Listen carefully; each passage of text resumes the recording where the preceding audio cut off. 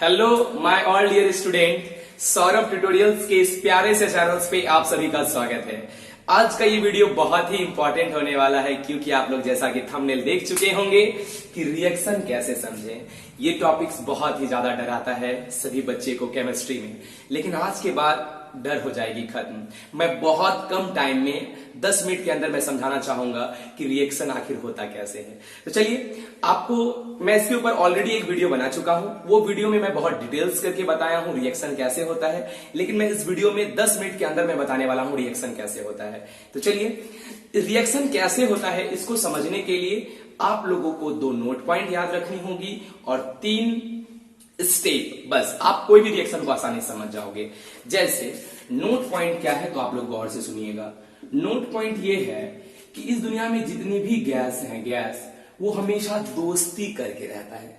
मतलब इस दुनिया में जितनी भी गैस है, ऑक्सीजन, नाइट्रोजन, क्लोरीन, जितनी भी गैसेस है ना, वो हमेशा इस दुनिया में दोस्ती करके रहता है। स्टेबल फॉर्म उसका दोस्ती करके रहता है। मतलब जितने भी इस दुनिया में गैसेस हैं वो हमेशा डाई एटॉमिक फॉर्म में होता है। किसके फॉर्म में होता है? डाई एटॉमिक फॉर्म में होता है। डाई एटॉमिक, डाई समझते हैं? डाई मतलब दो, मतलब 2 एटम एक साथ रहता है। जितने भी गैस हैं ऐसे अकेले भी रहता है, लेकिन स्टेबल वो हमेशा 2 के फॉर्म में रहता है। ओके, मतलब जैसे मैं बात करूं ऑक्सीजन, तो ऑक्सीजन को अगर आप इस नेचर में देखोगे तो वो O2 के फॉर्म में रहता है। नाइट्रोजन को देखोगे तो वो N2 के फॉर्म में रहता है। क्लोरीन को देखोगे तो Cl2 के फॉर्म में रहता है। H को देखोगे तो H2 के फॉर्म में रहता है। इसलिए मैंने कहा कि जितनी भी गैसें होते हैं वो हमेशा दोस्ती करके इस नेचर में रहते हैं। ठीक है, चलिए, हाँ कुछ एक्सेप्शन भी है, हीलियम, नियन, जो ये नहीं रहते हैं दोस्ती करके। एक्सेप्शन तो केमिस्ट्री में होना जाहिर सी बात है, लेकिन जनरली की बात करूं तो सभी किसके फॉर्म में रहते हैं? दोस्ती करके रहते हैं, मतलब जुड़े हुए रहते हैं, मतलब 2 के फॉर्म में रहते हैं, मतलब डायटोमिक फॉर्म में रहते हैं। ओके, चलिए बाबू, हाँ क्यों, इसके पीछे मैं बता चुका हूं एक डिटेल्स वीडियो, तो आप लोग जाके उसे देख लीजिएगा। ठीक है, आइए उसके बाद बाबू, जितने भी सॉलिड और लिक्विड होते हैं, जितने भी सॉलिड और लिक्विड होते हैं वो बाबू हमेशा मोनो एटॉमिक फॉर्म में होते हैं। किसमें? मोनो एटॉमिक फॉर्म के रूप में रहते हैं। Mono atomic form, mono atomic समझते हैं? मोनो मतलब एक, एटॉमिक मतलब एटम, मतलब एक ही एटम के रूप में रहते हैं। जैसे आप देखिए सल्फर, जैसे आप देखिए फॉस्फोरस, जैसे आप देखिए सोडियम, जैसे आप देखिए आयरन, जैसे आप देखिए मैग्नीशियम, समझ रहे हैं ना? तो ये सभी से देखिए आप कार्बन। तो देखिए ये सब हमेशा या तो सॉलिड है या तो लिक्विड है। देखिए जितनी भी सॉलिड लिक्विड है, देखिए वो अकेले रहेगा। देखिए 1 1 1 1, अरे Na है तो Na एक ही है ना, Na, Fe2 तो नहीं है, Mg यानी अकेले। तो ये सब हमेशा सिंगल फॉर्म में रहते हैं, इसलिए इसको कहते हैं मोनो एटॉमिक फॉर्म। हाँ, इसमें भी बहुत सारे एक्सेप्शन है। जैसे आप जानते होंगे कि सल्फर कभी कभी 6 भी रहता है, सल्फर कभी 8 भी रहता है, उसी तरह P4 भी रहता है, P8 भी रहता है। तो कुछ एक्सेप्शन इसमें भी है, लेकिन मैं अगर जनरली की बात करूं तो जितने भी सॉलिड और लिक्विड होते हैं वो खास करके हमेशा मोनो एटॉमिक ही फॉर्म में पाए जाते हैं। ओके, चलिए, अगर आप इस बात को समझ गए, अब मैं कुछ बताया था आप लोगों को, कुछ 3 स्टेप आपको याद रखनी है, बस हो गया। उसके बाद बाबू हर रिएक्शन को आप समझने का कोशिश कर सकते हो, लेकिन कौन सा रिएक्शन? इनऑर्गेनिक, क्योंकि ऑर्गेनिक रिएक्शन का वे थोड़ा सा डिफरेंट होता है। ठीक है, लेकिन इनऑर्गेनिक ही रिएक्शन आप ज्यादातर देखते हो। तो दिखाते हैं आपको किसको कहते हैं इनऑर्गेनिक। इनऑर्गेनिक मतलब वैसा रिएक्शन जिसमें कार्बन ना हो, जैसे H2 + O2 H2O। ये कैसे हुआ? तो बोलो इसमें कहीं तो कार्बन नहीं है, इसी कहते हैं इनऑर्गेनिक रिएक्शन। इसी सब रिएक्शन को भी समझने वाले हैं। ठीक है, आइए स्टेप क्या जानना है बाबू, ध्यान दीजिए। स्टेप ये है, किसी भी रिएक्शन को समझने के लिए सबसे पहले आपको बैलेंस करना होगा। क्या करना होगा? बैलेंस करना होगा। ओके, बैलेंस करने के बाद आपको रिएक्टेंट को तोड़ना होगा, रिएक्टेंट मॉलिक्यूल्स को ब्रेक करना होगा, ब्रेक। ओके, और तीसरा स्टेप है बाबू, वैलेंसी के अकॉर्डिंग जोड़ना होगा। क्या बोले? वैलेंसी के अकॉर्डिंग जोड़ना। बस ये 3 काम कर दीजिएगा आप लोग, आराम से आप समझ जाइएगा। अच्छा, मैं इसके पीछे हल्की सी लॉजिक बता देता हूं कि बैलेंस क्यों करेंगे। अरे बाबू, अब बैलेंस नहीं करेगा अगर, जिसे मानो यहां लिखा हुआ है H2 + O2 H2O। ठीक है, तो आप अगर बैलेंस नहीं करोगे तो इसका मतलब हो गया कि इस रिएक्शन को होने के लिए भी H2 भी एक ही चाहिए, O2 भी एक ही चाहिए, जबकि ऐसा होता नहीं है। इसलिए बैलेंस कर लीजिए जिससे कि पता चल सके कि H2 कितना लेना होगा, O2 कितना लेना होगा, ओके, और कितना तब जाके H2O बनेगा, इसलिए बैलेंस कीजिए। दूसरा, रिएक्टेंट को क्यों तोड़ेंगे आप खुद समझिए, जब तक ये टूटेगा नहीं तो आखिर जुड़ेगा कैसे। ऐसे भी रिएक्शन मैकेनिज्म का पहला लाइन ही है, किसी भी रिएक्शन को होने के लिए, किसी भी रिएक्शन को आगे बढ़ने के लिए रिएक्टेंट को पहले टूटना जरूरी है। अरे भैया पहले टूटेगा तब न किसी से जुड़ेगा, इसलिए पहले उसको टूटना जरूरी है, टूटना जरूरी है, अब फिर टूटने के बाद जुड़ना जरूरी है, इसलिए जुड़ना, इसलिए मैंने ये 3 स्टेप बताया। चलिए अब मैं आप लोगों को डायरेक्ट अप्लाई करके दिखा देता हूं, बस उसके बाद आप लोग एकदम चुटकी में समझने लगोगे रिएक्शन को। देखिएगा बाबू, जैसे बाबू मैं एक रिएक्शन लेके समझाता हूं। जैसे मानिए पहले मैं एकदम इसी रिएक्शन लेता हूं H2 प्लस O2 H2O। पहले तो मैं आप लोगों को उस टाइप के क्वेश्चन को प्रैक्टिस करवा रहा हूं जिसमें पूरा रिएक्शन लिखा रहेगा, उसको समझना है कि कैसे हुआ। अब फिर एक बार ऐसा रिएक्शन दिखाऊंगा कि मैं आपको NH3 दे दूंगा और आप खुद बोल दोगे कि क्या क्या लेना होगा और कैसे होगा, ठीक है। तो दोनों टाइप का पहले समझाता हूं रिएक्शन देने के बाद, तो समझिए। जैसे बाबू मैं एक रिएक्शन आपको दे दिया, अब आपको समझना है कि ये कैसे होगा। तो आपको क्या बोले कि जब भी आपको रिएक्शन को समझना हो तो आप पहले 3 स्टेप लगाइए, 3 स्टेप लगाइए, और उसके पहले आप लोग नोट पॉइंट चेक कर लीजिए। तो बोले नोट पॉइंट क्या बोला था, जितने भी गैस होते हैं हमेशा 2 के फॉर्म में होते हैं।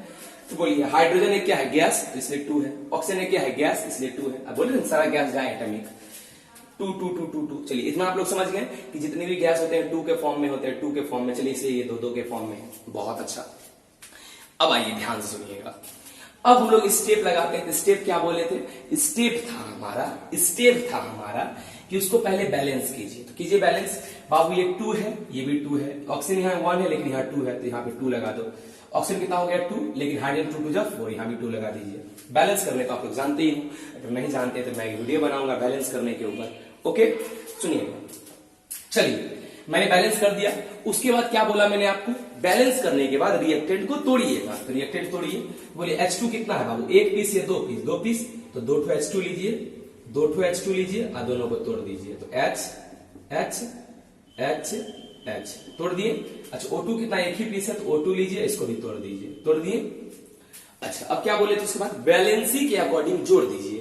तो आप लोग जानते होंगे कि ऑक्सीजन का वैलेंसी 2 है कि नहीं, देख लीजिए क्यों, क्योंकि ऑक्सीजन का एटॉमिक नंबर 8 2,6, तो बोलिए इसको कितनी की जरूरत है, 2 का जरूरत है। 2 का जितनी की जरूरत होती है उतनी का वैलेंसी होता है। अरे 2 का जरूरत नहीं है, क्योंकि कोई भी चेन का लेंस होता है कब, जब 8 होता है लास्ट में, अभी 6 है, तो 8 पाने के लिए 2 चाहिए ना, इसलिए बाबू इसकी वैलेंसी 2 है, इसलिए ये आप समझ गए। तो ऑक्सीजन का वैलेंसी कितना है बाबू, 2 2 2 2। जल्दी देखिएगा, ऑक्सीजन का वैलेंसी 2, यानी कि देखिए ई जो ऑक्सीजन है बाबू ई की करेगा 2 H को जोड़ लेगा अपने में, तो क्या बना लेगा बोलो H2O बना लिया।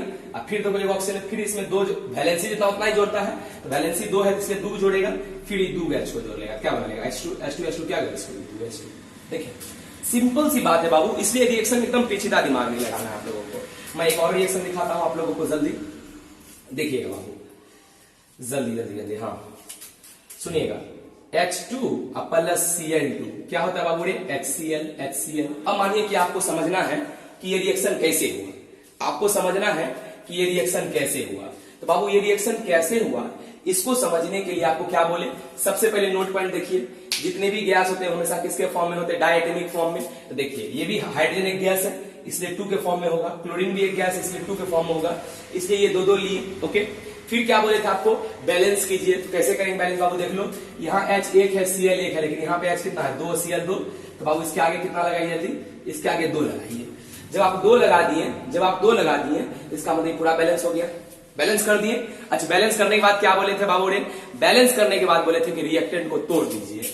तो रिएक्टेंट तोड़िए, इसका मतलब H तो एक ही चाहिए, इस H को लीजिए तोड़ दीजिए, H। अरे 2 H में नहीं टूटेगा, यहाँ पे Cl2 है तो क्या 2 Cl में टूटेगा। अच्छा क्या बोले थे, वैलेंसी के अकॉर्डिंग जोड़ दीजिए। तो बोलिए क्लोरीन का वैलेंसी 1, क्यों क्लोरीन का 70 2 8 7, बोले इसको कितना जरूरत है, 1 का, इसका मतलब क्लोरीन का वैलेंसी कितना है 1, इसका मतलब ये एक क्यों जोड़ेगा, तो क्या बना दिया HCl, फिर एगो Cl एगो H, फिर क्या बनेगा HCl, क्या HCl 2 HCl। देखिए बाबू, तो बोलिए कोई परेशानी नहीं हो रहा है ना। चलिए आप लोग बहुत अच्छे से रिएक्शन समझ गए। अब आप लोग को मैं ऐसा देता हूं कि मैं आपको प्रोडक्ट दे देता हूं, अब सोचना है कि हमको कैसे कैसे रिएक्शन करवाना है। जैसे मानिए अगर हम आपको दे दी बोल दिए बाबू रे तुम NH3 बनाओ, क्या बनाओ? NH3 या NH3 का रिएक्शन लिखो। बिल्कुल घबराना नहीं है, एकदम टेंशन फ्री हो जाओ। समझो NH3 बनाने के लिए तुमको क्या क्या चाहिए? N चाहिए और H चाहिए। N को पहले लिखो या बाद में लिखो? ज्यादातर बुक में N बाद में लिखे होते हैं, लेकिन चलो तुम्हारा मन, हम N को पहले ही लिख दिए। चलो रुकिए N जल्दी देख। अरे NH3 बनाने के लिए क्या क्या चाहिए? N चाहिए, H चाहिए, यानी कि H चाहिए और क्या चाहिए? N चाहिए, N चाहिए। अब तुम खुद बोलना N मतलब नाइट्रोजन। नाइट्रोजन क्या होता है? गैस। गैस हमेशा किसके फॉर्म में रहता है? नेचर में 2। अच्छा हाइड्रोजन, हाइड्रोजन भी क्या है? गैस। गैस हमेशा किसके फॉर्म में रहता है? 2 2 2 2 2। चलिए इतना काम खत्म। फिर क्या बोले थे? बैलेंस कर लेना, बैलेंस बैलेंस। तो तुम लोग खुद बोलो बाबू बैलेंस करो, बैलेंस करो। तो यहाँ हो गया नाइट्रोजन 1, यहाँ हो गया 2। इसका मतलब यहाँ कितना लगाना है? आगे आगे लगाना है 2। अच्छा आगे लगाना है 2, लेकिन 3 दूनी 6 हो गया। हाइड्रोजन हो गया 6, इसका मतलब इसके आगे लगा दो 3। बैलेंस कर दिया, हो तो गया रिएक्शन कंप्लीट। Reaction complete. और इसी रिएक्शन को अगर उल्टा समझना होता कैसे समझते? सिंपल सी बात, H2 क्या है बाबू? 3 गो, तो 3 गो H2 लिखते, 3 गो H2 लिखते, तीनों को तोड़ देते HH HH HH। ठीक है। अरे दूसरा अभी अपने आप टूट जाएगा। अरे नहीं यार, जो टेम्परेचर नहीं देता है वही तोड़ेगा इसको। चलिए 3 गो H टूट गया। अच्छा N2 क्या है? एक है बाबू ने, तो 1 गो N2 टूटता, 2 गो N। आप जानते होंगे कि N का वैलेंसी होता है 5, N की वैलेंसी 3, सॉरी।